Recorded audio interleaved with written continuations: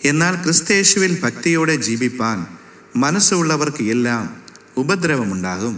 ദുഷ്ടന്മാരും മായാവികളും വഞ്ചിച്ചും വഞ്ചിക്കപ്പെട്ടും കൊണ്ട് മേൽക്കുമേൽ ദോഷത്തിൽ മുതിർന്നു വരും. നീയോ ഇന്നവരോട് പഠിച്ചു എന്ന് ഓർക്കുകയും ക്രിസ്തയേശുവെങ്കിലുള്ള വിശ്വാസത്താൽ നിന്നെ രക്ഷയ്ക്ക് ജ്ഞാനിയാക്കുവാൻ മതിയായ തിരുവെഴുത്തുകളെ ബാല്യം മുതൽ അറിയുകയും ചെയ്യുന്നതുകൊണ്ട് നീ പഠിച്ചും നിശ്ചയം പ്രാപിച്ചും ഇരിക്കുന്നതിൽ നിലനിൽക്ക. തീമോഥെയോസിന് എഴുതിയ 2-ാം ലേഖനം 3-ാം അധ്യായം 12 മുതൽ 15 വരെയുള്ള വാക്യങ്ങൾ.